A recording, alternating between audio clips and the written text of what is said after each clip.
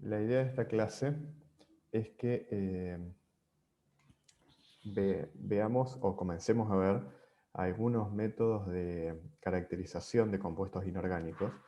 Vamos a ir viendo varias técnicas. Hoy vamos a hacer un poquito más de hincapié en lo que es espectroscopía infrarroja, que es una técnica que bueno, se utiliza muchísimo para caracterizar compuestos inorgánicos en general. Vamos a ver en particular algunos compuestos de coordinación para darle continuidad a lo que veníamos haciendo. Y también nos vamos a ir adentrando en la caracterización de sólidos cristalinos me refiero.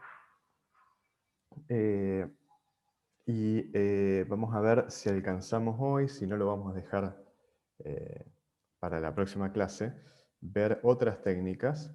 Tenemos que ver algunas técnicas generales. Yo les decía, voy a tratar de hacer hincapié en las técnicas de caracterización que tenemos acá en la región, digamos, en el CCT Santa Fe o en las facultades, y cosa que ustedes puedan tener acceso durante su doctorado. Entonces, la espectroscopía infrarroja es una técnica que está accesible en la mayoría de los laboratorios, o sea, hay varios espectrofotómetros de infrarrojo, tanto en la facultad como en los institutos de CONICET. Así que vamos a empezar un poquito con esto, con esta técnica. Ustedes saben que la espectroscopía infrarroja es una espectroscopía vibracional. Ahí está. Una espectroscopía vibracional que tiene varias características interesantes, ya que el equipamiento utilizado, como les decía antes, está disponible. En general es equipamiento que tiene muchas prestaciones y precios relativamente bajos para lo que es el instrumental científico. Por lo tanto, está bastante disponible. La espectroscopía infrarroja, ustedes recuerdan de sus clases de grado probablemente, que muchas veces se conoce como una espectroscopía de huella digital, ya que permite obtener un espectro infrarrojo que es característico del compuesto que uno está analizando. Entonces, uno puede hacer una identificación bastante precisa y hay bases de datos. Yo voy a ver si les alcanzo a contar algo sobre eso. Bases de datos disponibles donde uno puede hacer identificación de compuestos o incluso de mezclas. Hay bases de datos muy buenas que permiten hasta obtener mezclas comerciales y demás. Identificar mezclas comerciales, quiero decir. O incluso polímeros o mezcla de polímeros o materiales naturales como distintos tipos de azúcares. Incluso hay algo hecho de identificación de microorganismos con espectroscopía infrarroja y también con espectroscopía infrarroja cercana, ¿no? Con NIR. Bueno, la espectroscopía infrarroja es de alguna forma complementaria. Si ustedes recuerdan el espectro electromagnético, hay dos instrumentos que permiten cubrir el rango desde el UV hasta el infrarrojo lejano. A ver si puedo poner esto. Con los espectrofotómetros UV visible se puede cubrir todo este rango e incluso irse hasta el NIR con un instrumento dispersivo. ¿Sí? Son los instrumentos más comunes, ¿no? Que generalmente hay en los laboratorios, y el infrarrojo también les decía que es un instrumento que está disponible en la mayoría de los laboratorios, aunque por supuesto que usualmente es más caro que un equipo de UV visible. Entonces, con ese equipamiento uno cubre prácticamente todo el rango espectroscópico. La parte de transiciones visibles la vieron con Paola. Vieron cómo los complejos generaban un desdoblamiento de campo y uno podía caracterizar, uno podía tener un espectro de transición electrónica a partir de ese desdoblamiento de campo, y incluso podía sacar alguna información sobre cuál es si era de campo fuerte, si era de campo débil, etcétera, etcétera. ¿Sí? Yo me voy a focalizar, como les decía antes, en la parte de infrarrojo, que se puede realizar en varias formas. Yo les voy a comentar muy rápidamente los modos de estudio de espectroscopía infrarroja, tanto en fase gas como en fase líquida. Cuando uno tiene un sólido, por ejemplo, lo puede estudiar por reflectancia difusa, o puede estudiarlo por transmisión haciendo una pastilla, incluso en atmósfera controlada, que eso es muy importante por cosas que vamos a ver después, por transformaciones que puede surgir en un material, y también en soluciones. ¿Sí? Particularmente es muy útil trabajar en soluciones en lo que se llama ATR, reflexión total atenuada. Bueno, estas son las distintas celdas. De la parte de celdas yo les voy a dejar algún material, pero no me voy a detener específicamente. ¿Sí? Una cosa interesante también que uno puede estudiar en infrarrojo, y quizás no tan conocido, por eso se los muestro, es que podemos estudiar un gas. Por ejemplo, uno puede tener una celda de un paso óptico determinado y hacer fluir un gas por ese camino óptico y por lo tanto tener un espectro de esa fase gas. Y también, yo siempre lo menciono porque lo que les comentaba antes, generalmente hay gente que hace catálisis haciendo los cursos. Creo que de ustedes solamente una persona, pero bueno, lo menciono igual. Muchas veces se pone un material sólido, ¿sí? Que va a ser las veces de catalizador, y uno puede estudiar acá la interacción entre moléculas gaseosas y el sólido, que sería el catalizador, ¿sí? Obtener espectros y obtener evoluciones de los espectros y demás. Bueno, yo ahora voy a cambiar un segundito. Esto, a partir de ahora, yo les puse algunas transparencias que son captura de pantalla de un programita. A ver si lo puedo proyectar. ¿Se ve? ¿Se ve la pantalla? Sí, se ve. Sí, profe. ¿Se ve? Perfecto. Bueno, esto es, en realidad es un tutorial que está en el software de uno de los infrarrojos que usamos acá en el laboratorio, y está muy bien. Yo le puse captura de pantalla como para que ustedes lo vayan siguiendo, pero lo que tiene de lindo el tutorial es que es animado, ¿sí? Entonces vamos a ir pasando, yo voy a ir pasando las pantallitas y los vamos a ir comentando. Bueno, hay cosas que les voy a pasar muy rápida porque ustedes ya las saben, que es la definición de energía, cuál es el espectro electromagnético, ¿sí? El espectro electromagnético visible y el infrarrojo. Ustedes saben que el infrarrojo nosotros no lo vemos, pero lo sentimos. Es el calor, ¿no? Cuando nos ponemos al sol sentimos calor. Esa es la radiación infrarroja. O al menos parte de la radiación infrarroja. Entonces sabemos también que el espectro electromagnético lo podemos definir como un campo oscilante magnético y eléctrico, bueno, que tiene ciertas características que básicamente van a ser su frecuencia y, por otro lado, su longitud de onda, que son parámetros equivalentes. Después les muestro las ecuaciones para que recordemos nada más. Y esa frecuencia o ese número de onda, o esa longitud de onda, van a caracterizar la radiación electromagnética. Y en el infrarrojo, ahora le voy a pasar, nosotros trabajamos generalmente con la inversa de la longitud de onda y le llamamos número de onda. Esto tiene básicamente una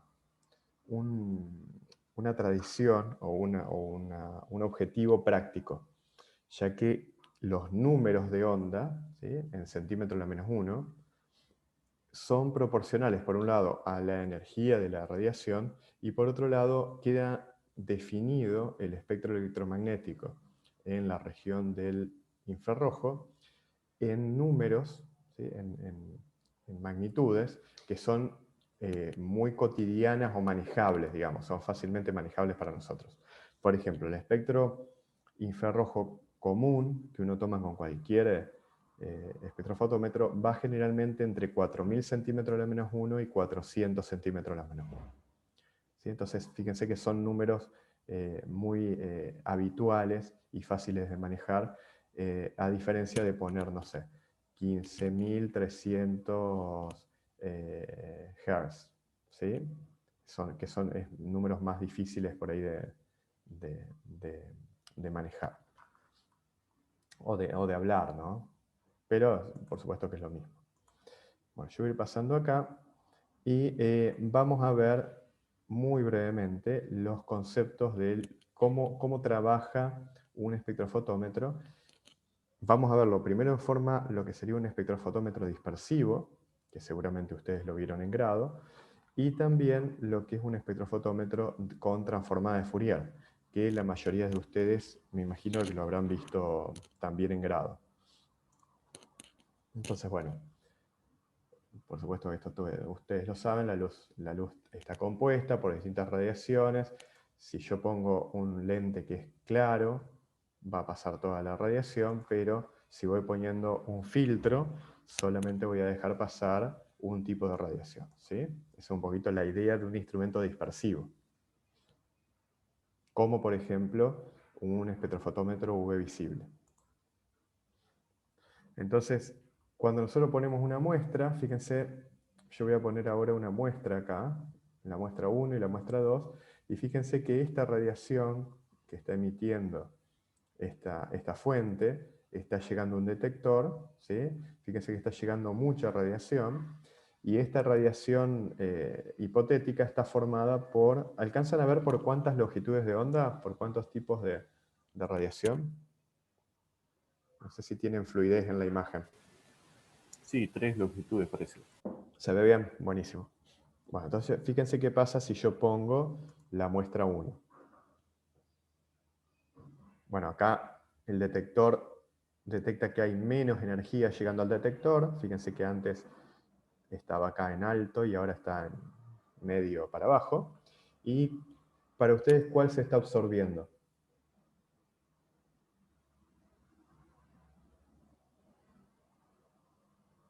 ¿Se alcanza a ver? En ese caso, la de longitud de onda más larga. Ajá, ¿y alcanzan a ver los colores? ¿O no? Sí, la amarilla. La amarillita, ¿sí? ¿Se ve bien? Buenísimo. Sí. Bueno, la amarillita, fíjense que se está consumiendo, ¿no? Se está atenuando, mejor dicho, para ser más técnico, se está atenuando la radiación. O sea que esta muestra 1 absorbe preferentemente esa radiación y las otras no. Si yo pongo la muestra 2, pasa lo mismo, ¿sí? Pasa algo similar, mejor dicho, pero ahora con la que es celestita, ¿sí? También estoy perdiendo intensidad. Entonces, bueno, este es sería esquemáticamente cómo funciona un espectrofotómetro muy elemental, ¿no? Una fuente, la muestra que absorbe y un detector, ¿sí? Ahora el tema es cómo llegamos a esto y vamos a hacer una visión rápida de esto. Bueno, ¿cuál es la radiación que absorbe en el infrarrojo? Mejor dicho, las moléculas. ¿Qué significa que estén absorbiendo radiación electromagnética en el infrarrojo? Bueno, eso se relacionaba con el espectro vibracional, ¿sí? Entonces vamos a tener un modo vibracional que para el infrarrojo va a tener como consecuencia, o va a tener como, mejor dicho, como condición, que ese movimiento, esa vibración que estemos observando, tenga un cambio en el momento dipolar. Entonces fíjense que esto que está, esta moleculita, digamos, que está dibujada acá, no es arbitraria. Fíjense que estas bolitas están representando átomos diferentes, por lo tanto, bueno, y con electronegatividades también diferentes, por lo tanto vamos a tener un cambio en el momento dipolar. Y ese cambio en el momento dipolar, ese momento dipolar oscilante, si coincide con la radiación que está con la cual está siendo irradiada, puede ser absorbido. ¿Sí? Y esa absorción de radiación es lo que vamos a ver en el infrarrojo. Bueno, esto lo voy a pasar porque generalmente se traba el... Bueno, ustedes vieron en orgánica probablemente, espectroscopía infrarroja, como una técnica de identificación de moléculas orgánicas a partir de grupos vibracionales, ¿sí? Grupos funcionales, mejor dicho, que tenían propiedades vibracionales muy bien definidas, digamos. Entonces, bueno, acá hay una molécula de acetato de etilo. Entonces dice, bueno, mira, si yo tengo un carbonilo, esa vibración del carbonilo generalmente va a aparecer alrededor de 1750 centímetros a la menos 1. ¿Sí? Si tenemos metilos y metilenos, ¿sí? O sea, estiramientos de carbono e hidrógeno, generalmente esas señales van a aparecer entre 3000 y 2850.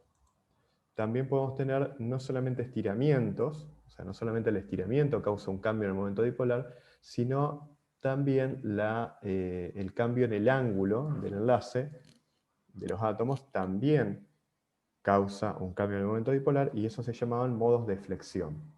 Entonces, acá tenemos los modos de flexión o bending para los carbonos de hidrógeno, y en general aparecen entre 1500 y 1350. Entonces fíjense que eso da origen, acá está el espectro del acetato de etilo, eso da origen a que tengamos una espectroscopía, que como habíamos dicho antes, es una espectroscopía de huella digital. Entonces yo tengo esta formita y estos picos de absorción en cerca de 3000, corresponden a estiramientos carbono-hidrógeno de grupos metilos y metilenos. Si me voy a este pico intenso en 1750, voy a ver el estiramiento del carbonilo. Y si me voy más abajo, acá, a los bending, voy a ver los modos de flexión. ¿Sí? Entonces, bueno, esto es lo que sabíamos de orgánica, que tenemos una espectroscopía que es de huella digital. Ahora, ¿cómo tenemos un instrumento de infrarrojo? Y ahora me voy a centrar en la parte de la transformada de Fourier. ¿Y por qué los instrumentos de infrarrojo son de transformada de Fourier? Les repito, esto es un repaso porque yo sé que la mayoría de ustedes ya lo vieron en grado. Pero es importante repasarlo porque es una de las ventajas muy grandes que tiene el infrarrojo y que nos permite tener espectros no solamente con alta sensibilidad, sino también con alta velocidad de adquisición.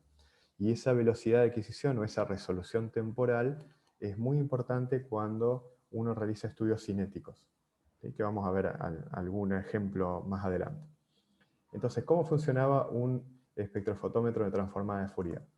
Bueno, fíjense que acá, bueno, ahí toqué algo y se detuvo. Ahí está. No sé si se alcanza a ver acá un movimiento en el espejo. Hay un espejo móvil. ¿Se acuerdan de esto? ¿O lo vieron en grado, no es cierto?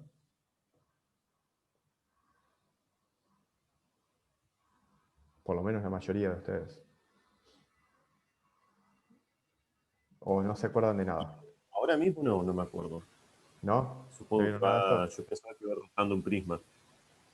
Bien, perfecto. Claro, cuando uno tiene un prisma o una grilla de difracción, lo que tiene es un instrumento dispersivo, ¿sí? Como el ejemplo muy básico que les puse hoy cuando cambiábamos el filtro, ¿sí? ¿Se acuerdan?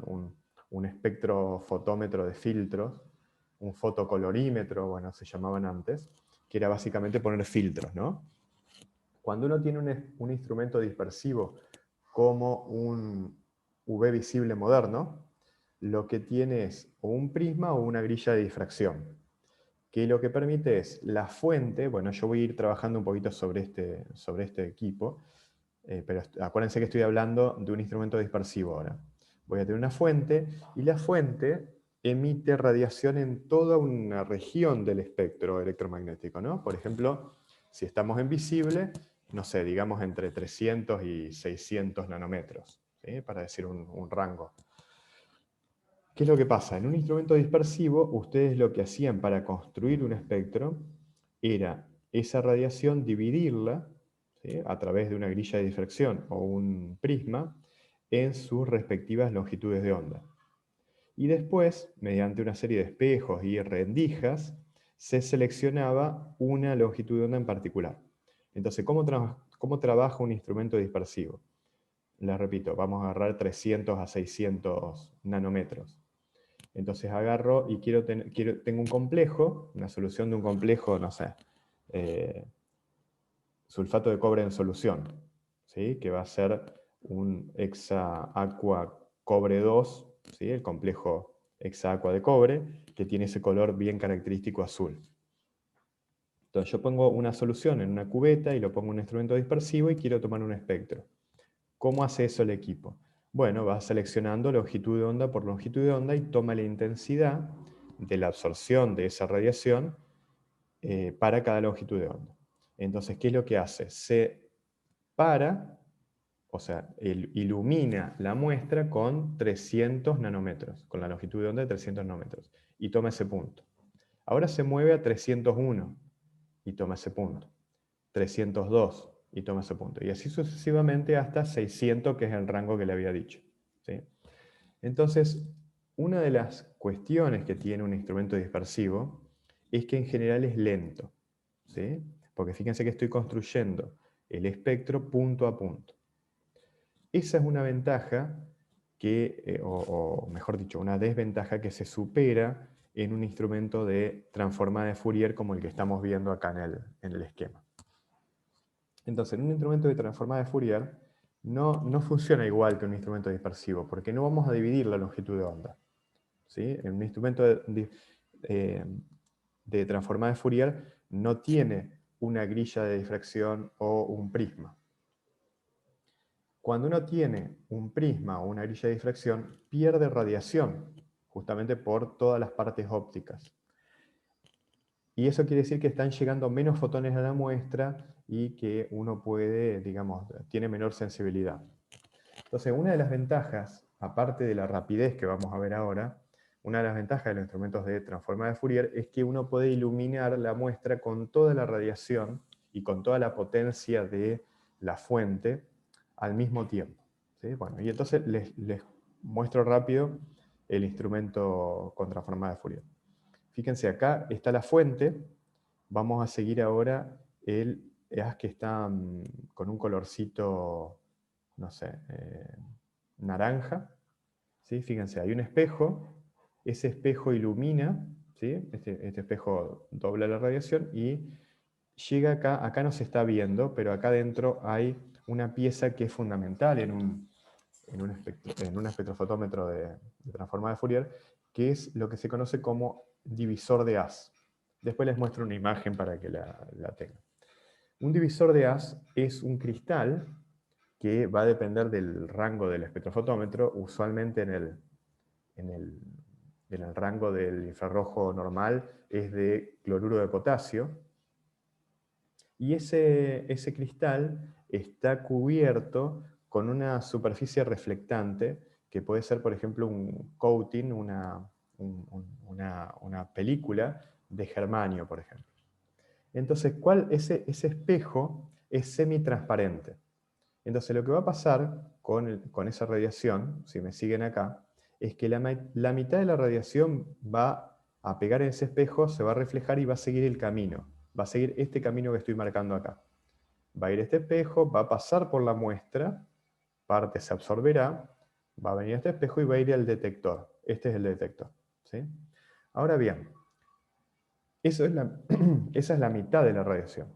La otra mitad de la radiación, en vez de reflejarse, va a pasar para este lado y va a pegar contra este espejo móvil, ¿sí? Fíjense que se está moviendo. Este era el famoso interferómetro de Michelson, si les suena.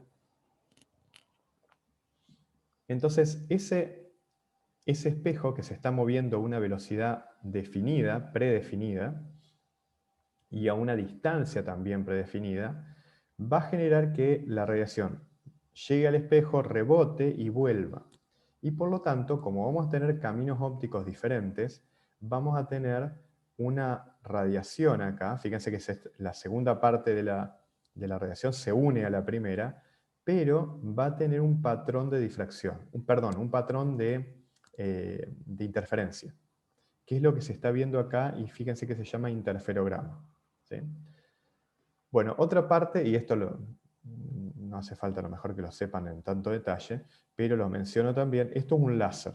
Fíjense que el punto rojo es un punto del láser que va acá y también hace todo el camino óptico, pero en realidad no importa, lo que importa del láser es que va a marcar el paso, ¿sí? Este láser es un láser pulsado con una frecuencia de pulsos muy, muy precisa. ¿Sí? Son láseres bastante caros, que lo que hacen es básicamente marcarle el paso al espejo. ¿Por qué? Porque nosotros necesitamos conocer la posición del espejo, o sea, el equipo necesita conocer la posición del espejo en todo momento con precisión del orden del nanómetro. ¿Sí? Nosotros tenemos que saber que el espejo se movió 10 centímetros y el paso puede ser hasta del nanómetro. ¿Sí? Muy, muy preciso. Entonces eso se hace con un láser. En definitiva, lo que uno termina detectando acá con nuestro detector es un patrón de interferencias como el que se ve acá, un interferograma. Y si recordamos este interferograma, si realizamos la transformada de Fourier, podemos tener un espectro en función de la frecuencia de radiación. ¿Cuál es la ventaja? ¿Cuáles son las ventajas de un instrumento de transformada de Fourier? Bueno, lo que les dije antes, que fíjense que está llegando toda la radiación a iluminar la muestra. Por lo tanto, tenemos una potencia de radiación muy grande. Por otro lado, en vez de andar haciendo el espectro punto a punto, ¿sí? Como decíamos antes, que 300, 301, etcétera, etcétera, acá el interferograma se adquiere de forma inmediata, comillas, ¿no? Y después lo que hay que hacer es la transformada de Fourier. Pero este espectro tiene todas las longitudes, perdón, no este espectro, este interferograma contiene todas las longitudes de onda de la radiación electromagnética que estoy usando. Entonces, con un instrumento de transformada de Fourier, usualmente podemos, con los más comunes, se puede obtener un espectro muy bueno en el orden del segundo. ¿Sí? Un espectro en un segundo. En realidad, los instrumentos más de investigación que usamos nosotros permiten obtener, digamos, 100 espectros por segundo. ¿Sí? Lo cual, fíjense que ya nos está dando muy buena resolución temporal. Y les digo algo más, hay que hacer algunos ajustes sobre esto y algunos experimentos especiales, pero, por ejemplo, yo les voy a mostrar después una imagen de un equipo que tenemos acá en el laboratorio que permite obtener espectros en un modo especial que se llama Step Scan en el orden de 3 nanosegundos. ¿Sí? O sea, uno podría tener una resolución temporal de un espectro cada 3 nanosegundos. Entonces fíjense que tenemos instrumentos de altísima resolución temporal. Bueno, voy a pasar rápido porque todo lo que les dije recién está contado de forma así detallada en la fuente, el interferómetro. ¿Sí? Toda esta parte es lo que les acabo de mencionar. ¿Alguna duda? ¿Algo que no se haya entendido?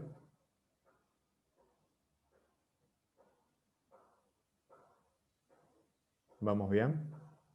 Espero que haya sido un repaso. Sí, profe, vamos bien. ¿Vamos bien? Bueno, bárbaro. Bueno, por esto también voy a pasar un poquito rápido porque son cosas que ya hemos visto. Son los distintos... Bueno, fíjense un detalle.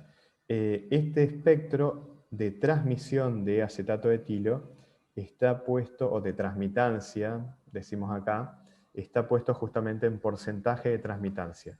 Y por eso los picos se ven así negativos, ¿no? O sea, como para abajo. ¿Por qué? Porque el 100% de transmitancia quiere decir que nada de la radiación se absorbió.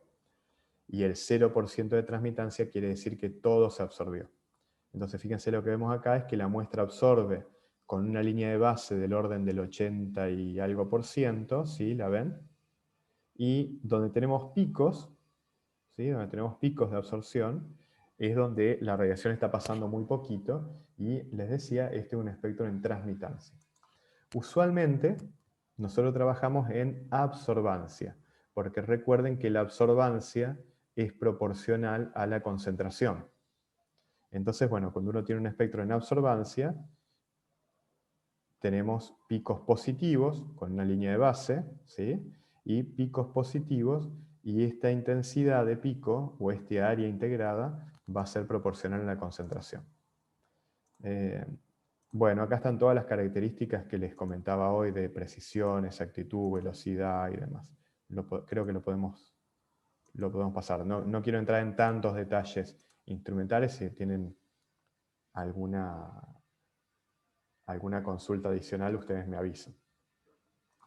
Bien, entonces, ¿estamos bien hasta acá, más o menos? Quise hacer un repaso rápido por la parte instrumental. Todo lo que les acabo de decir está resumido en estas transparencias. Por ejemplo, esto que les dije hoy verbalmente, ¿se acuerdan que la frecuencia era la velocidad de la luz en el vacío sobre la longitud de onda?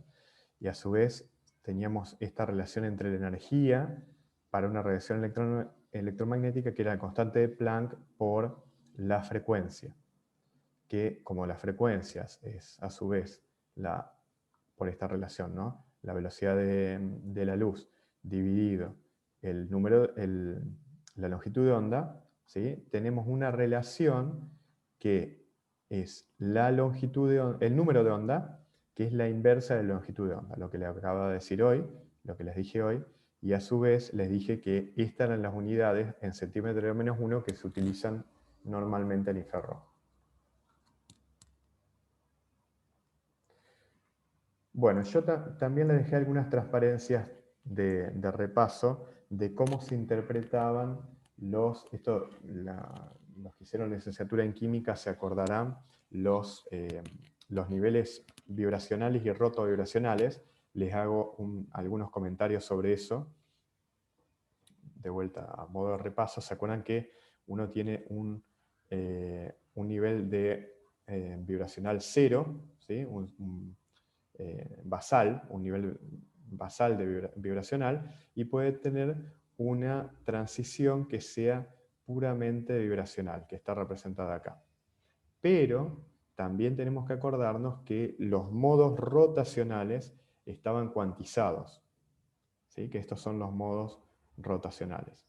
Entonces, en general, lo que uno tiene es la combinación, lo que uno tiene experimentalmente, es la combinación entre una transición vibracional y rotacional al mismo tiempo. Y esto se ve muy bien en este espectro del amoníaco.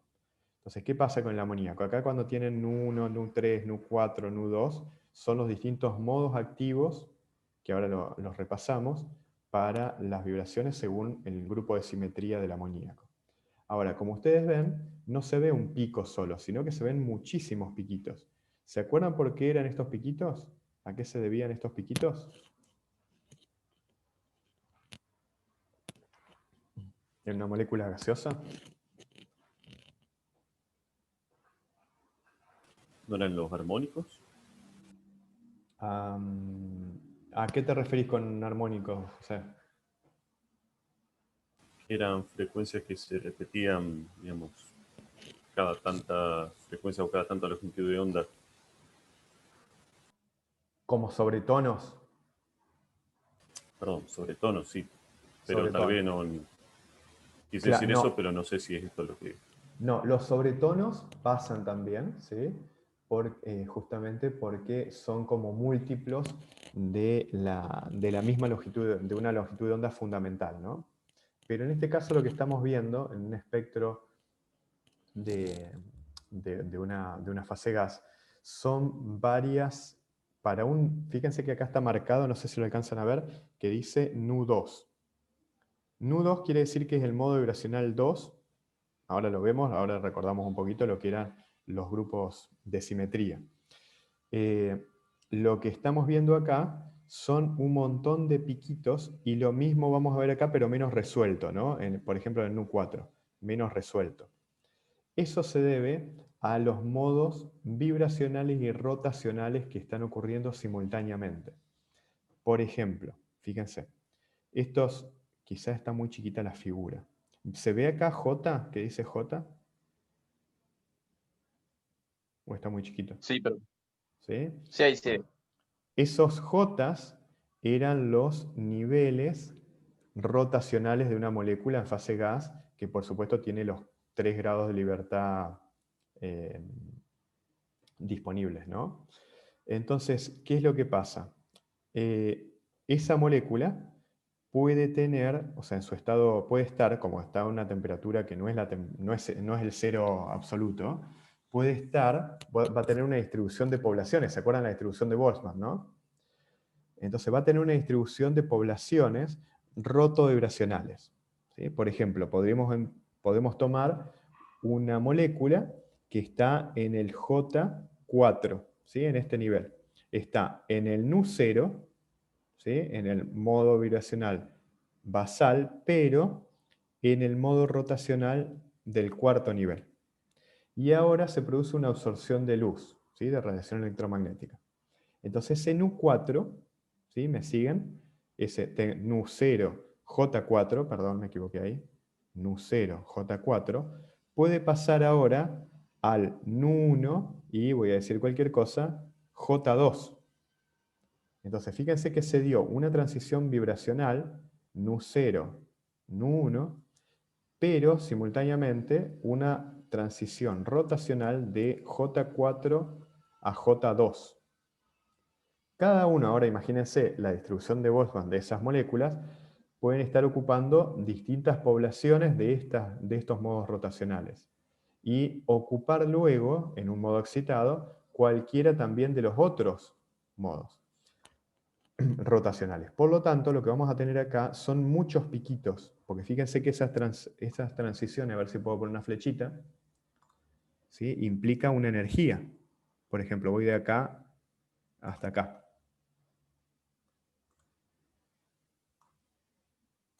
¿Sí? Esta energía, este salto, a ver qué puse, desde J4 a J6, tiene una energía. Y esa energía, por supuesto, será distinta de J2, a ver, J1 voy a tratar de marcar acá, a J4. ¿Sí? Y por lo tanto se dan esos modos rotovibracionales. Que si recuerdan de sus clases bueno, en la facultad se llama, la materia se llama FEME, espectroscopía molecular. ¿Cómo se llama ahora? No sé si los que la cursaron hace poco. ¿Se acuerdan cómo se llama la materia que se llamaba FEME? Fundamentos de espectroscopía molecular y química cuántica o física cuántica.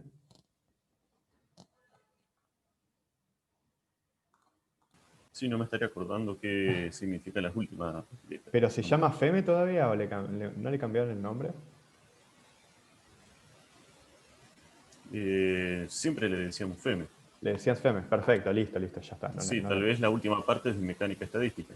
Mecánica estadística, ajá, perfecto. Tal vez, no recuerdo bien. Sí, a mí me parecía que le habían cambiado el nombre, pero en fin, si se acuerdan algo de una partecita de esa materia, cuando estudiaban las transiciones vibracionales, había estos espectros, ¿sí? Como se ve acá se ve muy bien. Este piquito que está bien intenso es la transición pura, digamos, vibracional pura. Por ejemplo, desde Nu0 hasta Nu1. Y los otros, que acá no están resueltos, acá sí están resueltos, ¿no? Acá no, se llamaban rama P y rama Q. Capaz que no se acuerdan. Bueno, en definitiva, uno cuando está tomando un espectro de una molécula en fase gas, lo que está tomando, un espectro infrarrojo, lo que está tomando es un espectro rotovibracional. Y eso se podía modelar muy elementalmente, ¿sí? Muy simplificadamente con un oscilador armónico, esto sí se acuerdan. el famoso oscilador armónico, o un poquito mejor con un oscilador anarmónico, ¿sí? Y lo interesante de esto es que la frecuencia vibracional, acuérdense que esto es como un resorte, ¿no? La frecuencia vibracional era proporcional a la raíz cuadrada de la constante del resorte, la famosa ley de Hooke, la constante del resorte dividido la masa reducida. Que la masa reducida la definíamos de esta forma, ¿no? O masa 1 por masa 2 dividido masa 1 más masa 2, cuando teníamos dos pesos unidos por un resorte. Entonces, esta relación en infrarrojo la utilizamos muchísimo porque cuando cambiamos la masa reducida, fíjense que cambia la vibración. Y de ahí viene el uso de moléculas marcadas isotópicamente. Por ejemplo, con deuterio. Cuando uno tiene una molécula marcada con deuterio y compara el modo vibracional de, por ejemplo, un carbono hidrógeno con un carbono deuterado. Puede obtener una asignación, ¿sí? Poder saber que estamos hablando de esa vibración carbono-hidrógeno porque la frecuencia cambió en una relación que sigue esta raíz cuadrada de la masa reducida, ¿sí? Bueno, con esto les decía, no me voy a meter, ¿sí? Les dejo acá para que ustedes repasen lo que eran los modos de simetría. No sé si vieron algo con Pao en las clases de ella. ¿Repasaron algo de grupos de simetría?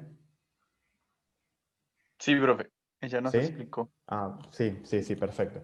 Bueno, repásenlo también, simplemente para recordarlo, porque esto tiene que ver con algo que les mencioné quizás medio al pasar, y voy a volver a la transparencia anterior, que era que necesitamos un momento dipolar, ¿sí? Para que tengamos un modo vibracional activo en el infrarrojo, tiene que haber un cambio en el momento dipolar cuando la molécula vibra o cuando el enlace vibra. Entonces, bueno, el ejemplo clásico es cloruro de hidrógeno, ¿no? El cloruro de hidrógeno tiene una distribución de carga bien marcada porque, por supuesto, el cloro es mucho más electronegativo que el hidrógeno, y bueno, esta es una representación de distribución de cargas. Si esto vibra, ¿sí? Si la longitud interatómica cambia, vamos a tener un cambio de momento dipolar. Y ese cambio de momento dipolar de forma oscilante puede dar origen a la absorción de radiación en el infrarrojo. Todo eso que les dije antes lo podemos hacer de una forma más matemática, más exacta, más analítica, para moléculas complejas, analizando los grupos de simetría. Entonces, a partir de los grupos de simetría, si recuerdan, nos metíamos en tablas, clasificábamos las moléculas por su grupo de simetría, y nos decía cuántos modos vibracionales con cambio de momento dipolar vamos a tener. Y por lo tanto, cuántas frecuencias de infrarrojo esperar en un espectro para una molécula dada. Les repito una vez más, no me voy a meter en tanto detalle con esto, es simplemente para recordarlo. Les puse unas imágenes ahí para tenerlo presente. ¿Por qué estoy volviendo sobre esto? Fíjense, todo lo que está puesto, generalmente lo que uno hace en grado, en infrarrojo, está muy relacionado a la química orgánica, por lo menos en nuestra facultad. Porque yo creo que básicamente por una cuestión histórica, que las espectroscopías bueno, hay una materia que era la química orgánica, ¿cómo se llamaba? Analítica, que venía mucho del lado de la parte orgánica de la facultad. Entonces dio un sesgo por ahí más para el lado orgánico. A mí me interesaría que veamos en esta clase ya de posgrado que las espectroscopías las podemos utilizar muy bien para caracterizar compuestos inorgánicos, ¿sí? Y ahora ya entramos más en tema, me llevó bastante tiempo. Vamos a entrar en tema y vamos a empezar a ver algunos ejemplos de lo que serían la parte analítica aplicadas a compuestos inorgánicos. Entonces, todo lo que sigue son generalidades. Yo las voy a pasar muy rápido porque ya las vimos también en el videíto, en este Estas son las capturas de pantalla del software que vimos hoy, ¿sí? Entonces, fíjense, bueno, las vibraciones simétricas y asimétricas ya está. Vuelvo para terminar con esta parte que les mencionaba recién de los espectros vibracionales y rotacionales. El espectro que se ve acá en moradito, un color morado, lila, es, bueno, vamos a empezar por el de abajo que es el completo. Fíjense que hay dos espectros, uno rojo y uno morado. Es la misma sustancia. ¿Sí? Es la misma sustancia. Esto es un alcohol. Si no recuerdo mal, es isopropanol.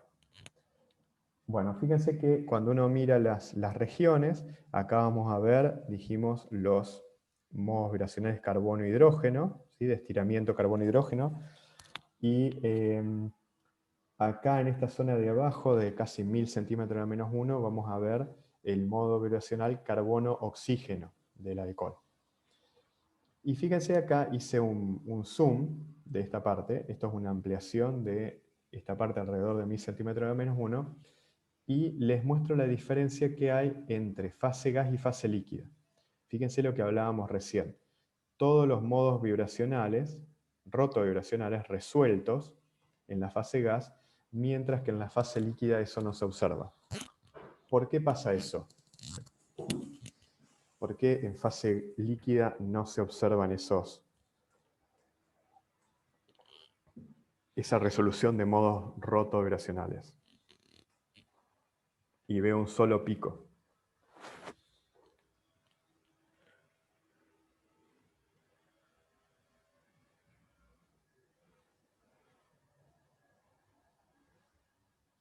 Puede ser que haya una especie de quenching por la cercanía de las moléculas en la fase líquida. Ajá. Acuérdense que en fases condensadas los grados de libertad están limitados, ¿no? Entonces no es tan fácil, las moléculas no se mueven libremente en el espacio como en fase gas. Entonces básicamente tiene que ver con eso, tiene que ver con la limitación del espacio o de los modos, de los grados de libertad de rotación. Entonces cuando ustedes tienen una fase líquida o una fase condensada, esto puede pasar también cuando un gas se absorbe en un sólido. Creo que después tengo un ejemplo.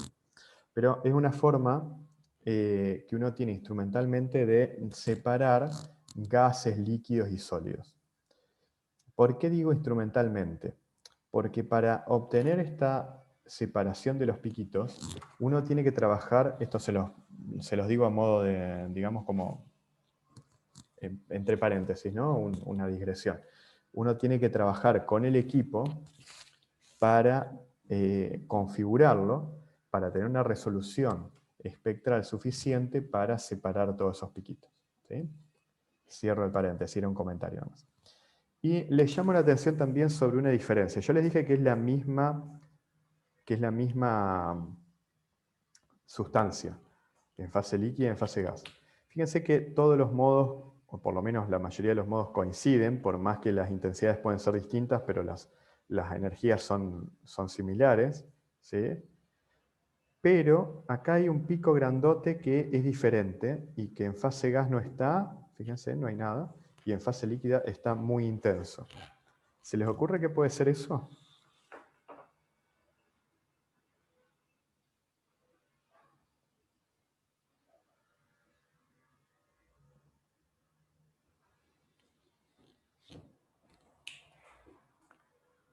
Porque les repito, es la misma sustancia, ¿eh? Si no, no tendría sentido la comparación. Les doy una pista. Este modo vibracional que se ve acá para ambos, líquido y gas, es el estiramiento oxígeno-hidrógeno del alcohol.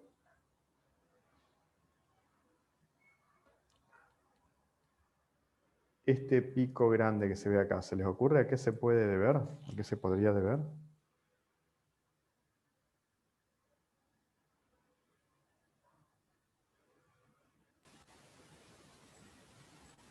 No, ni idea. ¿No? ¿Los demás? ¿Ninguna idea?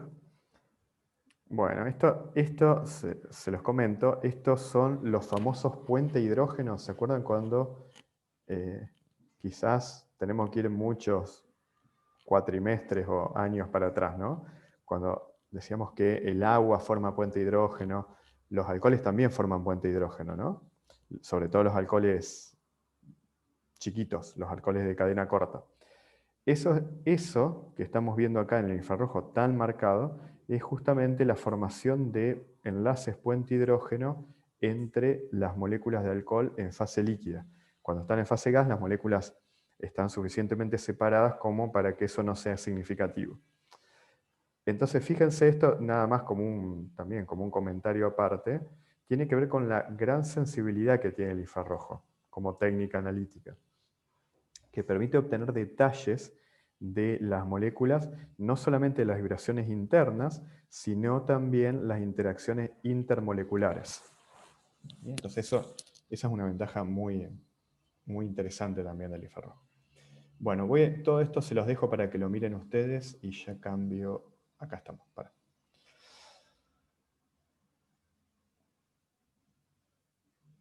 Bueno, vamos a empezar a ver todo esto que hicimos anterior era como una gran introducción a la parte instrumental y a la parte de la técnica. Y ahora sí nos empezamos a meter en los ejemplos de moléculas inorgánicas.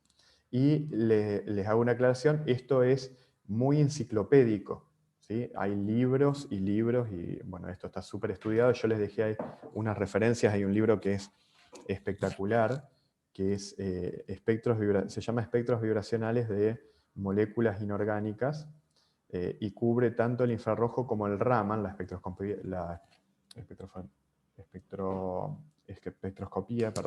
Raman, que yo se las voy a mencionar después, también como una técnica complementaria. Y tiene compilado cantidad de información sobre espectros vibracionales y sobre la asignación de espectros vibracionales de moléculas inorgánicas. Entonces, vamos a empezar por esta molécula, o este tipo de moléculas con una simetría 3D, una simetría tetraédrica. Entonces, ¿qué vamos a tener? Un átomo central y 4 átomos iguales formando el tetraedro. Entonces, acá tenemos, bueno, todo lo que tiene que ver con, bueno, desde metano hasta silano o tetrahidroaluminato, etcétera, distintos tipos de ejemplos. Y los distintos tipos de modos vibracionales permitidos para estas moléculas. ¿Sí? Les repito una vez más, esto es información enciclopédica que no me interesa que la veamos, simplemente vamos a ir pasando a través de las distintas simetrías o ejemplos de simetrías de moléculas inorgánicas. Entonces, ¿qué pasa cuando pasamos de una simetría tetraédrica a una simetría también, digamos, con la misma cantidad de átomos, digamos, pero ahora una simetría cuadrada plana? Bueno, ahora vamos a tener modos de vibración que son activos y modos inactivos. Fíjense que los modos ahora son mucho mayores, o muchas más cantidades, ¿no? de modos. Pero solamente el modo 3, el modo 6, y el modo 7 van a ser activos en el infrarrojo.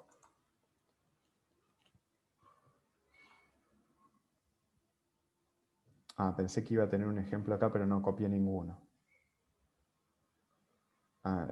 Bueno, cualquiera, ya que estamos, no puse ningún ejemplo de tablita, pero si ustedes se van a cualquiera de los libros que les puse ahí en el entorno, van a ver ejemplos de los complejos que vimos al principio en la parte de nomenclatura y estructura, ¿no? Por ejemplo, no sé, tetramin paladio, ¿sí? O tetramin platino, que era uno de los ejemplos de cuadrado plano que vimos antes. Bien, avanzando un poquito más, vamos a los compuestos de coordinación o las simetrías octaédricas. Y ahora, fíjense los modos de simetría que van a ser activos en el infrarrojo. Acuérdense que estamos hablando siempre de todos los ligandos, vamos a ponerlo de esta forma, todos los ligandos iguales, ¿no?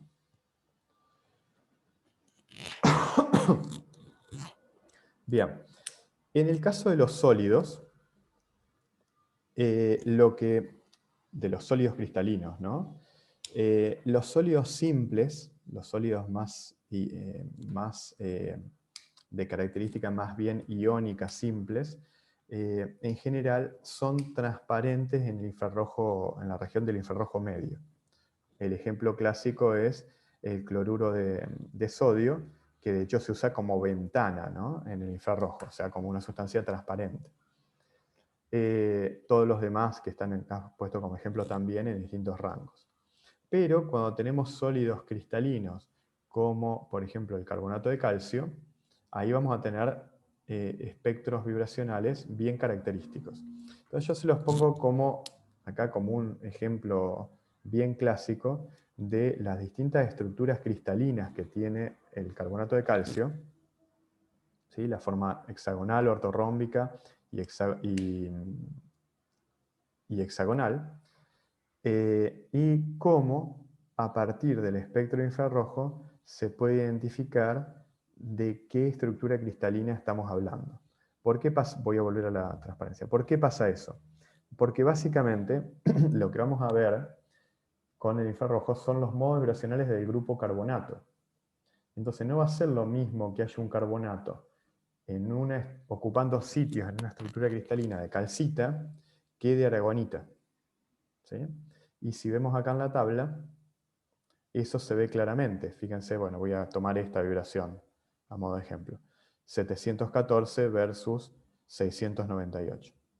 Entonces, fíjense acá hay un espectro tomado de una pieza de un caracol, y justamente los picos, ¿sí?, las frecuencias vibracionales coinciden con la de la aragonita, y por lo tanto se asigna de esa forma, ¿sí? Entonces, también el infrarrojo es una técnica apropiada para identificar y para estudiar estructuras cristalinas de compuestos inorgánicos. Les menciono esto porque usualmente no es una técnica que ustedes la vayan a mencionar primero, ¿no? Si le dicen vamos a caracterizar la estructura cristalina de un sólido, ustedes pensarían más bien en un sólido inorgánico, ¿no? Pensarían más bien en difracción de rayos X, por ejemplo. ¿Sí? Seguramente. Y por supuesto, es la técnica de referencia, una de las técnicas de referencia. Pero no se olviden que el infrarrojo también nos permite caracterizar compuestos cristalinos inorgánicos de esta forma. Entonces yo les dejé acá un ejemplito, está sacado de un capítulo del libro que les dejé en el entorno. Se los dejo como ejercitación, ¿sí? Es si podemos identificar el compuesto que corresponde a este espectro.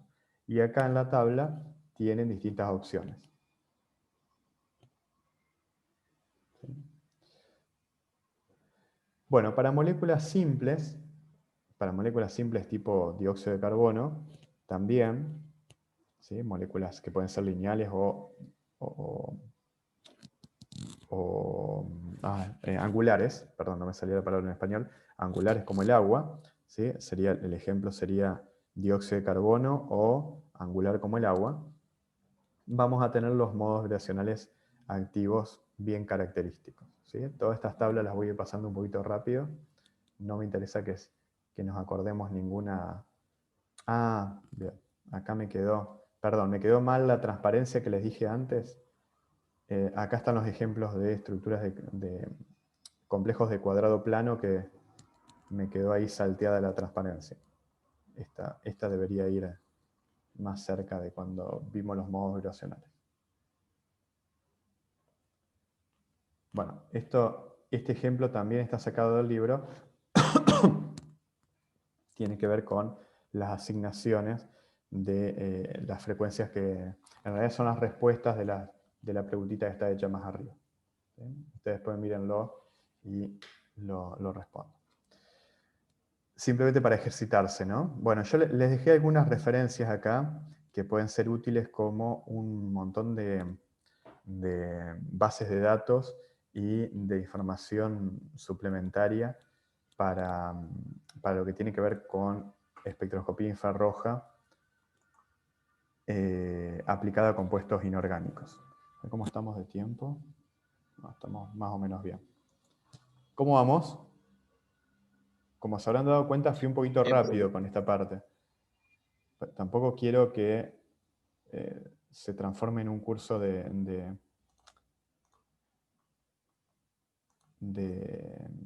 espectroscopía infrarroja. Sí me interesa que ustedes sepan que todas estas técnicas están disponibles y que son muy fáciles, digamos, de aplicar y muy al alcance de la mano, digamos.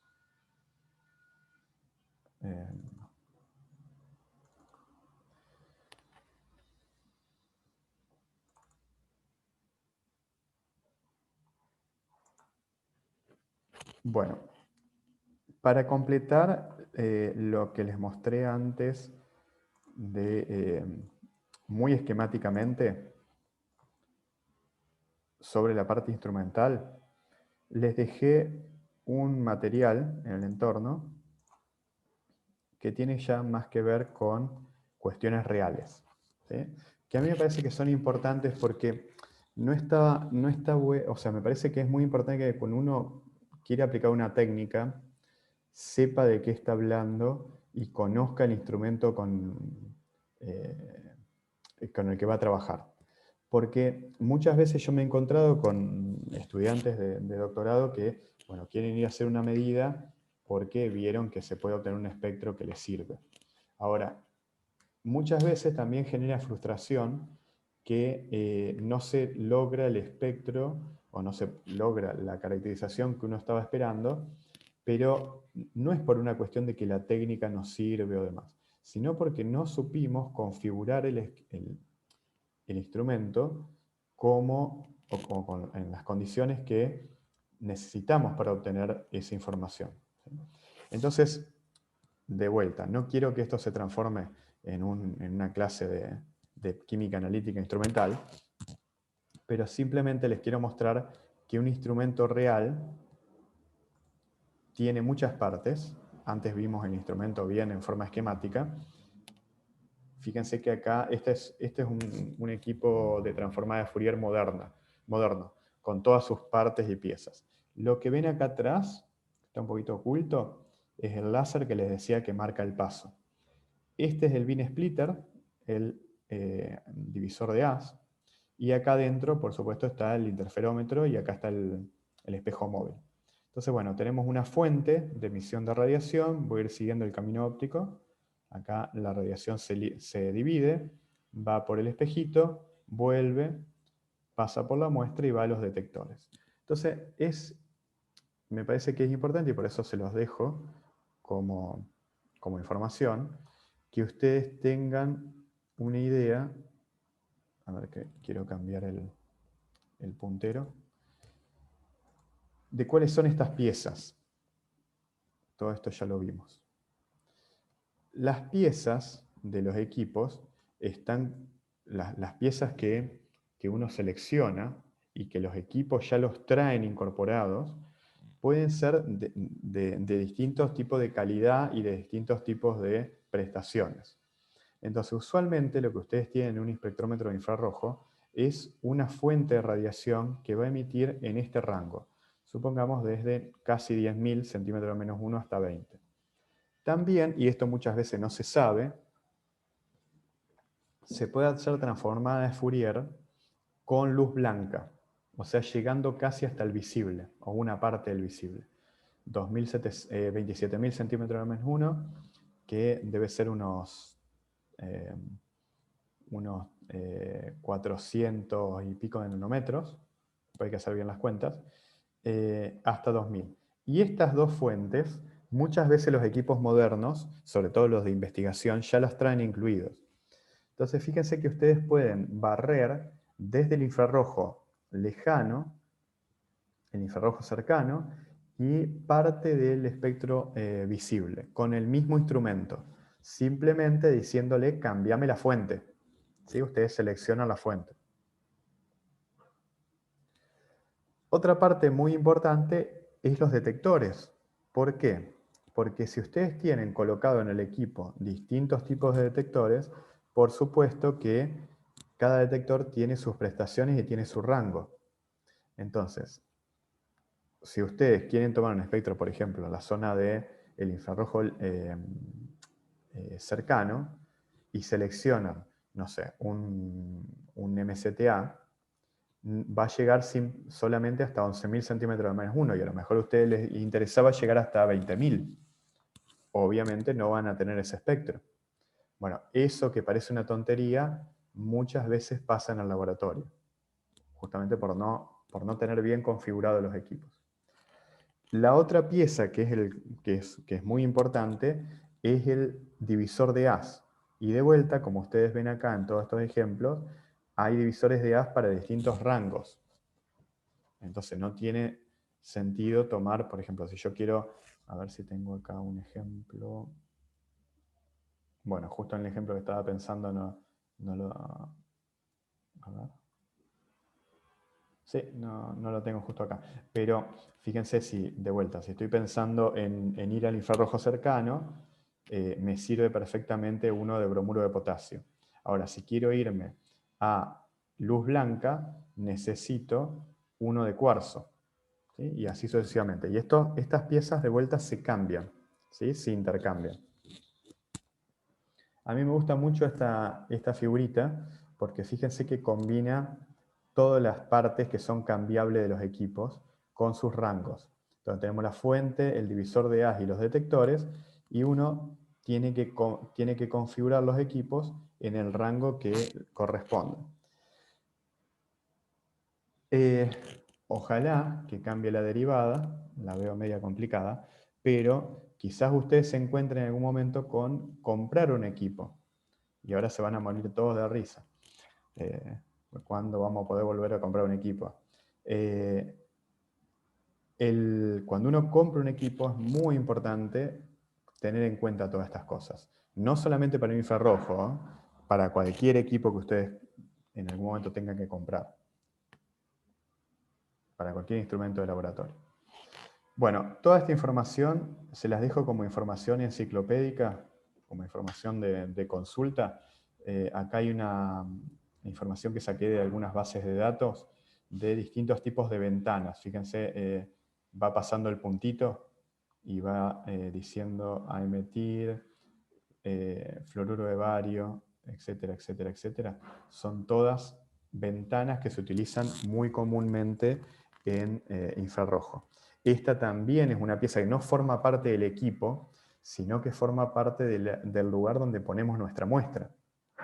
Entonces, el mismo comentario que le hice hoy, yo configuro todo el equipo para trabajar en infrarrojo cercano, o por ejemplo para tomar un espectro de un modo vibracional que me interesa en 600 centímetros de -1. Y resulta que elijo una ventana que llega hasta 650. Si quiero tomar un espectro en 500, no llega. Me lo va a absorber la ventana. Esto también, que parece muy tonto, muchísimas veces pasa en el laboratorio.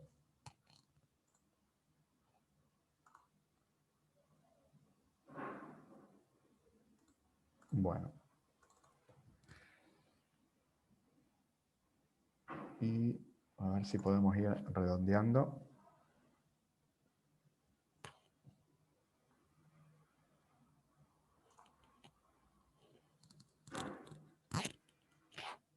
Bueno, finalmente, creo que vamos bien de tiempo.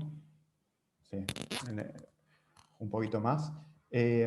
La parte de aplicaciones a química de coordinación, de vuelta, tiene esta cuestión de asignación y tiene esta cuestión de caracterización.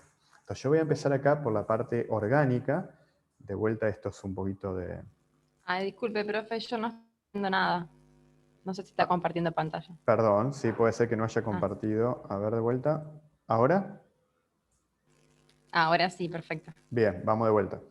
Entonces, este archivito que se llama aplicaciones o creo que se llama cualitativa, que tiene que ver con la asignación o identificación o caracterización de compuestos de coordinación. Vamos a ir más específicamente a lo que veníamos viendo en las clases anteriores. Entonces, como ya les comenté varias veces antes, mucha de la espectroscopía infrarroja que ustedes han visto en grado tiene que ver con aplicaciones a compuestos orgánicos. Entonces, si ustedes lo que hacían era decir, bueno, mira, si yo tengo tablitas de huella digital, entonces si tengo señales alrededor de 3000, tengo carbono-hidrógeno, bueno, regiones de carbono-carbono, por ejemplo, en etinos, triple enlaces y demás,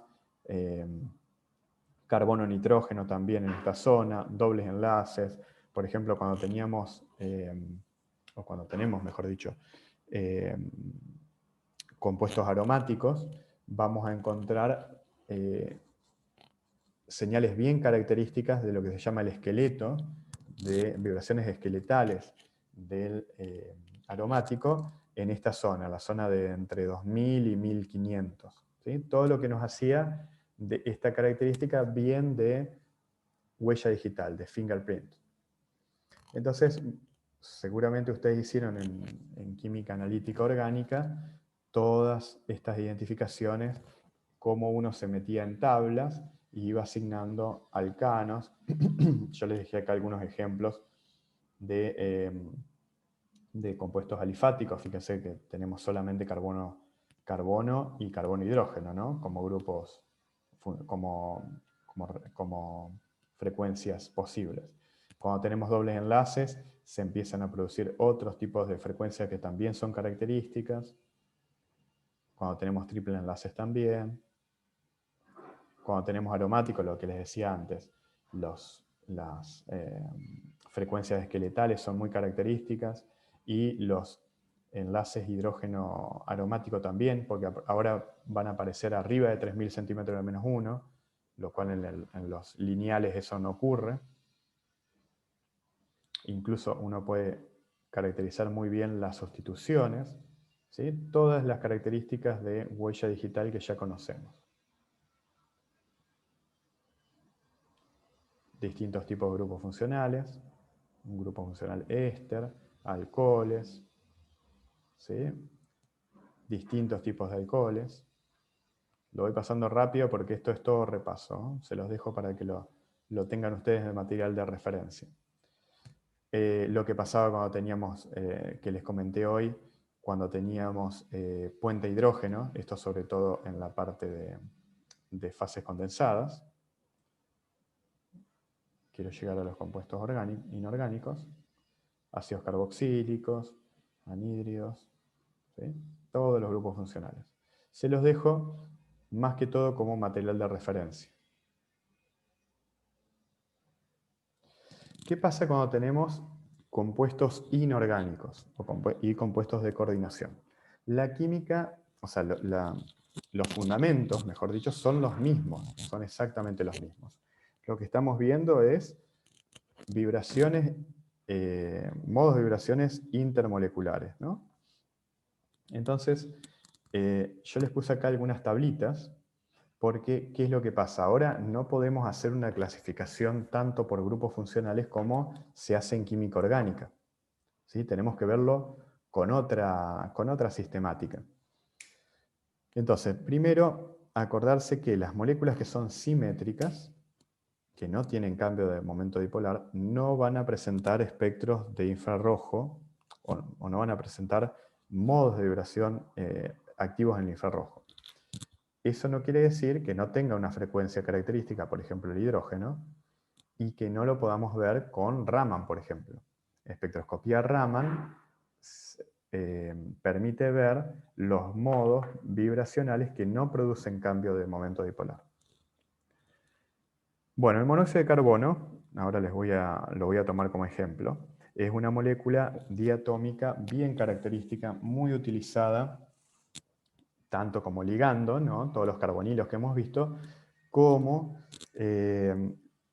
molécula para caracterizar sólidos en superficies de sólidos, mejor dicho.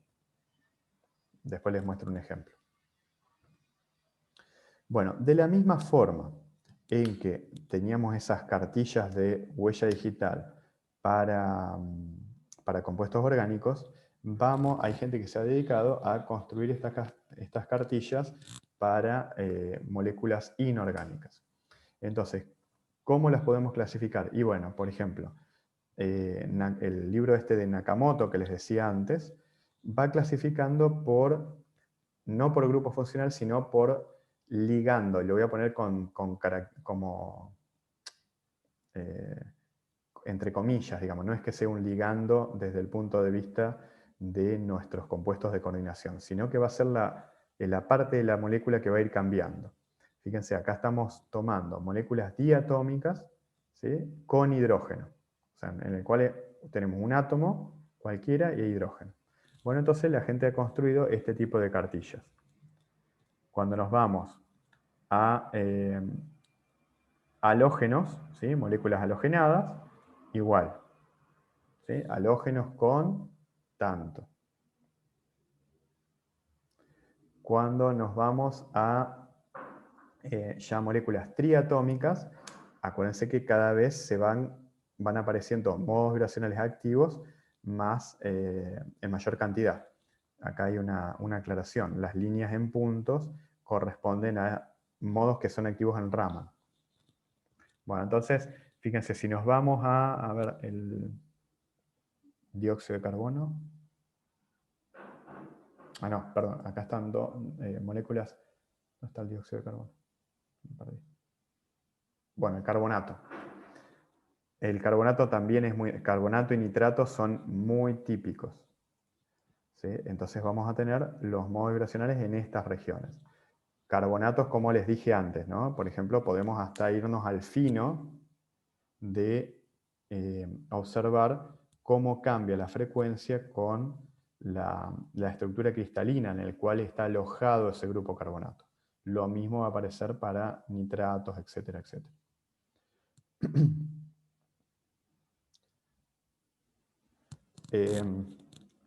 Bien, compuestos de metal con distintos tipos de ligando. Ahora M va a querer decir un metal en un complejo. Entonces ahora vamos a tener distintos tipos de ligando, ¿sí? Y fíjense que de la misma forma que hicimos antes, de vuelta podemos ir viendo modos vibracionales que tienen que ver con modos vibracionales internos del ligando. Voy a tomar acá como ejemplo el amoníaco. Fíjense que acá aparecen modos vibracionales internos del ligando. Pero cuando me voy a frecuencias menores, generalmente cercanas a los 500 centímetros a menos 1, ahí voy a ver la vibración metal átomo unido del ligando al metal, ¿sí? Por ejemplo, en este caso, metal nitrógeno. Y ese modo va a ser el más característico para caracterizar, ¿sí?, para asignar vibraciones en un complejo y la posición de estos ligandos. Lo vamos a ver mejor con un ejemplo. ¿Qué pasa si tenemos un compuesto de un metal con un compuesto de coordinación octaédrico con 6 amoníacos? Bueno, vamos a tener todos los modos vibracionales internos del amoníaco que ya conocemos, ¿sí?, el estiramiento, los bending y demás. Y ahora, si nos vamos a la vibración esqueletal, ¿sí?, que sería la vibración metal-nitrógeno del amoníaco, ahora esa vibración va a ser característica del metal que estemos hablando. Entonces acá está puesto como ejemplo cobalto, cromo y níquel, y fíjense cómo esas frecuencias son bien diferentes para cada uno de los complejos. Entonces esto nos permite caracterizar de qué complejo estamos hablando. Oh, perdón. ¿Qué pasa ahora si cambiamos en un compuesto de coordinación de este tipo un amoníaco por un halógeno. Acá tenemos compuestos de cobalto, ¿sí? Compuestos octaédricos de cobalto, con 5 amoníacos, y vamos cambiando un halógeno, flúor, cloro, bromo y yodo. De vuelta, fíjense que vamos a tener modos vibracionales característicos para la vibración metal, en este caso cobalto, nitrógeno, y ahora vamos a tener una vibración bien diferente, fíjense acá, cómo cambian los números de onda en forma significativa, dependiendo, por supuesto, del halógeno. Entonces, la espectroscopía infrarroja nos está dando una información muy precisa de la estructura del complejo del cual estamos hablando. Bueno, acá yo les puse como ejemplo distintos espectros para que los vean. Es lo mismo que la tabla, ¿sí? Pero ahora con los espectros completos, ¿no? Entonces, antes de cambiar de tema, les hago un comentario que tiene que ver con estudios cinéticos que se pueden realizar con espectroscopía infrarroja de reacciones de intercambio de ligando. Por ejemplo, supongamos que nosotros partimos de un compuesto de coordinación que tiene hexaamin cobalto. Y quiero estudiar no la termodinámica, sino la cinética de intercambio de un ligando. Y ahora quiero incorporar, por ejemplo, un cloro. ¿Sí? Como se ve acá. Bueno, ese pico va a ser característico. Voy a volver a fíjense, el compuesto de cobalto con amoníaco. Tiene un pico, cuando es hexaamin cobalto, tiene un pico de cobalto nitrógeno alrededor de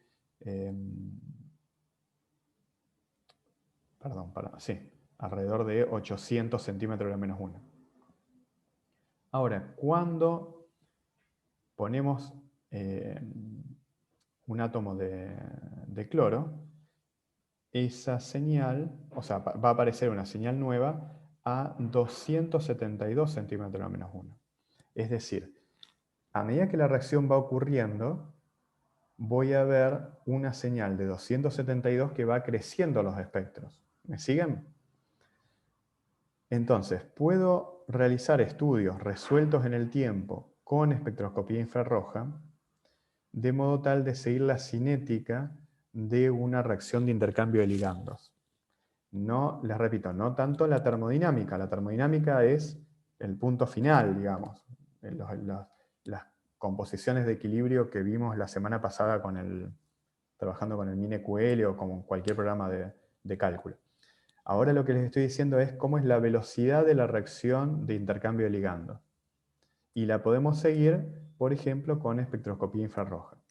Entonces, fíjense, les recalco, la capacidad de caracterización de la espectroscopía, pero también la factibilidad, la posibilidad de realizar estudios cinéticos por todas las consideraciones que hicimos antes de que podemos obtener espectros de infrarrojo de forma muy, muy rápida, resueltas en el tiempo.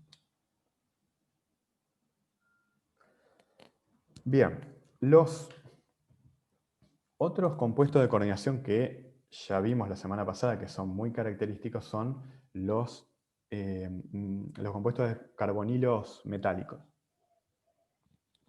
Entonces habíamos dicho que se formaban los enlaces sigma dador, sigma y pi dadores, donde este pi dador debilitaba este enlace, ¿se acuerdan? Carbono-oxígeno, y por lo tanto era muy característica esa vibración carbono-oxígeno del metal al cual estaba unido el carbonilo. Entonces, acá se ve muy bien, si tenemos 4 complejos de carbonilo de metálicos, como la frecuencia cambia significativamente dependiendo del metal del que estamos hablando. Entonces, de vuelta, esto es de huella digital. Podemos saber de qué metal estamos hablando dependiendo de la frecuencia de vibración de estos grupos carbonilos. Les hago una salvedad. Fíjense que no estamos mirando el enlace metal ligando, como en el ejemplo anterior. Ahora lo que estamos mirando es el enlace un enlace intraligando. En este caso, carbono-oxígeno.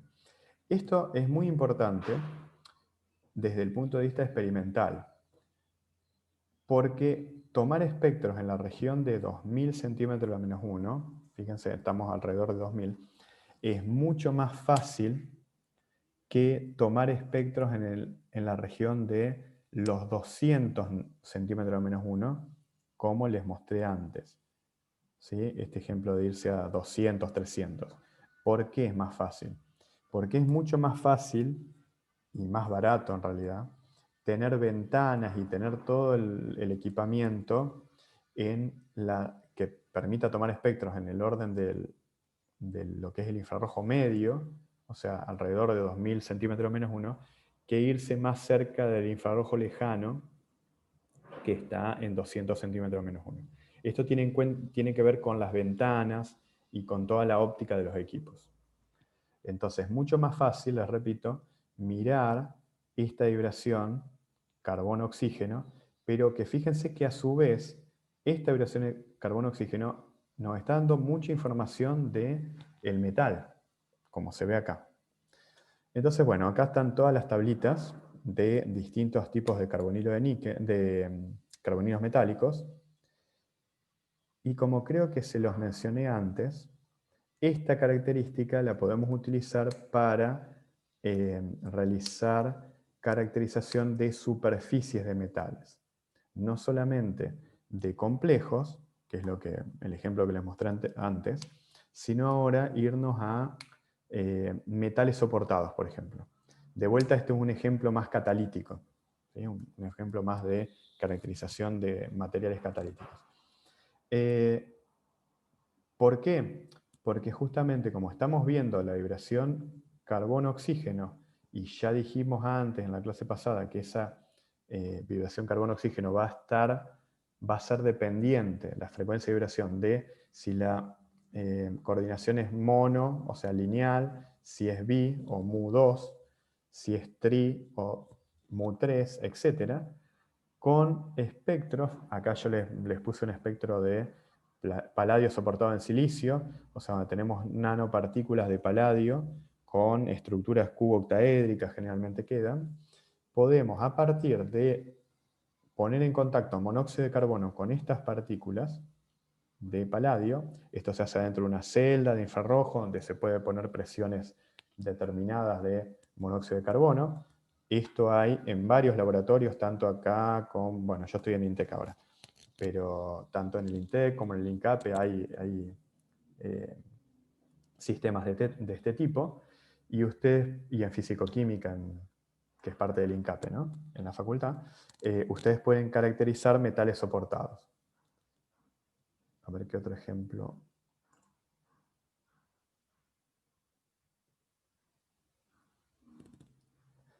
No solamente metales soportados, yo acá les dejé, esto vamos a ir introduciendo algo que más adelante vamos a ver, que es microscopía electrónica. Muchas veces usted dice, bueno, pero ¿cómo sabés que tenés una estructura cubo-octaédrica? Bueno, realmente lo podemos ver. Tenemos capacidad de verlo, y esto es algo de lo que vamos a trabajar la semana que viene y la otra semana cuando tengamos la clase con la gente de Cádiz. Entonces uno tiene una partícula que conoce su estructura o puede conocer su estructura a partir de microscopía electrónica, y con monóxido de carbono puede hacer una caracterización de esos sitios superficiales. Entonces fíjense que estamos uniendo dos mundos que por ahí pueden parecer que están muy separados, que tienen que ver con la química de superficies y los sólidos, ¿sí? Sólidos inorgánicos, química de superficie, con compuestos de coordinación, ¿sí? Con complejos. Esto también se los dejo como una información enciclopédica que tiene que ver con cómo se hacen las asignaciones y demás. No me quiero meter en tanto detalle, sobre todo porque no hay tanta gente de catálisis en el curso. Bueno, estos ejemplos de dióxido de carbono ya los vimos con ese paper que les dejé la otra vez de química coordinativa. ¿Sí? Es un poquito más de lo mismo. Simplemente acá mezclamos la química coordinativa del dióxido de carbono con la parte de infrarrojo. Entonces fíjense que de vuelta, dependiendo de cómo se coordine el dióxido de carbono como ligando, vamos a tener frecuencias activas en infrarrojo características. Y vamos a poder obtener información sobre el metal a partir de ver los modos vibracionales del ligando. Y esto también se utiliza muchísimo para caracterizar superficies sobre todo de óxidos, no de metales, sino más bien de óxidos metálicos, utilizando dióxido de carbono como molécula sonda que se absorbe sobre sitios básicos superficiales. Como el dióxido de carbono es una molécula ácida, se absorbe sobre sitios o se coordina con sitios básicos y forma carbonatos. Y de esos carbonatos uno también puede sacar información y caracterizarlos a partir de cartillas que están generadas, etcétera, etcétera. Voy a pasar un poquito rápido de vuelta porque esto es muy, muy de química de superficie. Si alguien tiene interés particular, me pregunta. Listo, profe. ¿Sí? No sé si era una pregunta o una afirmación. Ah, no, profe, tranquilo. Bueno, como para ir terminando, otra molécula que se utiliza muchísimo como molécula sonda es el hidrógeno, porque también es una molécula que es simple, ya la conocemos, y hay un fenómeno que se conoce muy bien sobre todo en catálisis heterogénea, pero en catálisis de homogénea también, cuando utilizamos compuestos organometálicos como catalizadores en reacciones de hidrogenación. Cuando estudiamos reacciones de hidrogenación selectiva, justamente uno de los pasos que tiene que ocurrir es la ruptura de la molécula hidrógeno-hidrógeno para formar un enlace, ya sea con una superficie como con un centro activo o con el centro del complejo organometálico, ¿no? Y ese hidrógeno atómico va a ser el que en definitiva se incorpore a la molécula que estamos hidrogenando. Muy sencillamente lo acabo de decir, muy simplificadamente. Entonces es interesante o es importante utilizar esa formación o la formación de ese enlace metal-hidrógeno como característico tanto de complejos que involucren hidruros como desde el punto de vista de las reacciones de hidrogenación, que les repito pueden ser de catalizadores heterogéneos. Entonces, bueno, acá hay una serie de hidruros, ¿sí? Fíjense que estamos mirando la señal metal-hidruro, y generalmente aparecen entre el orden de 1700 a 2000 centímetros al menos 1. Y eso les muestro un ejemplo acá que, bueno, nosotros estudiamos en nuestro grupo durante muchos años, que tiene que ver con la formación de hidruros de galio. Los hidruros de galio se forman tanto en fase gas, acá hay un ejemplo de un hidruro en fase gas de galio, como en la superficie de un óxido de galio, tanto masivo como soportado. Y estas señales que ustedes ven acá, en 2000 centímetros de menos 1, corresponden a hidruros de galio superficiales, que a su vez esos hidruros tienen capacidad hidrogenante. Esto se los cuento a modo de ejemplo, por supuesto. Y esto me da pie a lo que les había comentado hace un rato, que era la capacidad que tenemos con infrarrojo de utilizar la diferencia de masas reducidas para caracterizar enlaces. ¿Por qué? Porque muchas veces ustedes, si alguna vez hacen estudios de infrarrojo, se van a encontrar con picos, con señales por todos lados. Entonces yo digo, mirá, tengo una señal que yo pongo óxido de galio y pongo hidrógeno y tengo una señal que me crece. Y es un hidruro. ¿sí? Y ustedes quieren publicar esos datos y muchas veces se van a encontrar con un revisor que les dice, ajá, ¿y cómo sabes que eso es un hidruro? ¿No será un, no sé, un carbonilo? Porque tenés contaminación con carbonilos en tu sistema y te está produciendo un carbonilo. Fíjate que la región es más o menos parecida. En el mismo rango que habíamos dicho antes. ¿Cómo uno prueba eso? Bueno, con intercambio de hidrógeno por deuterio. Si ustedes cambian hidrógeno por deuterio, la relación de frecuencias de masa reducida tiene que ser la raíz de 2.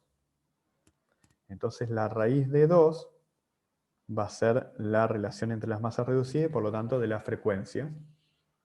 Y si ustedes hacen un experimento con hidrógeno y con deuterio y la señal se desplazó con esa relación de raíz de 2, tienen un muy buen argumento para convencer, por ejemplo, a un revisor de que realmente están generando una frecuencia, un enlace, mejor dicho, de metal-hidrógeno.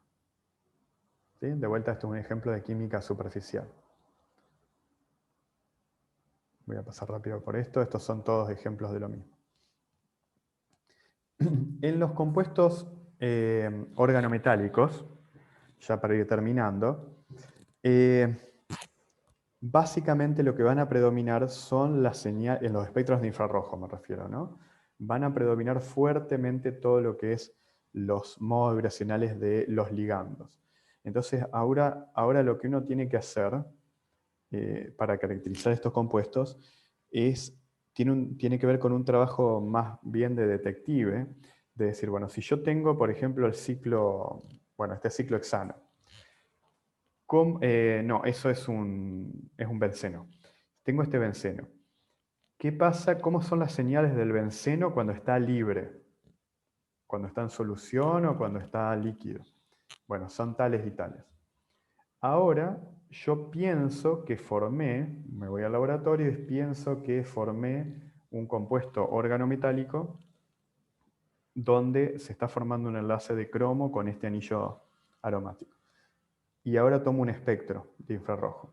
Bueno, lo que yo esperaría es que de alguna forma los modos vibracionales, por ejemplo, del esqueleto del benceno, hayan cambiado debido a que ahora no está libre.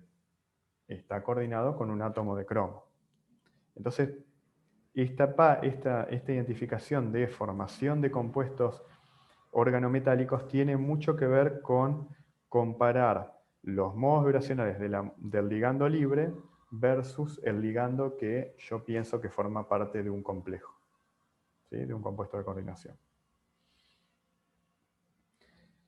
Les hago un comentario final sobre lo que tiene que ver con fase líquida, que es algo que también está disponible en muchos laboratorios acá en la región y muchas veces no se conoce mucho, que tiene que ver con lo que es reflexión total atenuada. En reflexión total atenuada, a diferencia de, por ejemplo, transmitancia y demás, lo que tenemos es un cristal de un material que es transparente al infrarrojo, pero no lo vamos a usar como ventana donde la radiación pasa a través, sino lo que vamos a hacer es reflexión total interna. Si tienen curiosidad o tienen interés, me preguntan mayores detalles, yo lo voy a contar muy simplificado. Esto como una fibra óptica, ¿no? El mismo fenómeno con una fibra óptica. La reflexión total interna de un haz de infrarrojo lo que hace es que parte de la radiación evanezca de la superficie y nos permita sensar lo que hay arriba, que puede ser tanto un material sólido, por ejemplo acá yo puse óxido de titanio, un film de óxido de titanio, como una gotita, ¿sí? Yo puedo poner una gota arriba de este cristal no sé, de amoníaco y obtener un espectro de amoníaco líquido simplemente poniendo una gotita arriba de este cristal. Esto es mucho más fácil de hacer y más conveniente por cosas que no tengo tiempo de comentar ahora, que hacerlo en modo de transmitancia. ¿Sí? Entonces, acuérdense que esta metodología de reflexión total atenuada se puede utilizar y se puede utilizar también tanto para estudiar reacciones de, por ejemplo, una cinética de una solución digamos, donde se produce el intercambio de ligandos, ¿sí? En fase líquida, como también fenómenos de adsorción de moléculas. Yo puse acá un ejemplo de ácido oxálico sobre titanio.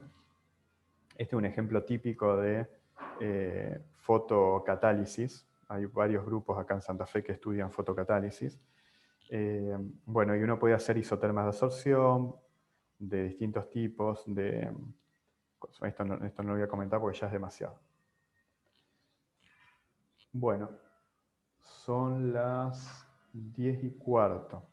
Creo que estamos bien por como un vistazo general de lo que es aplicación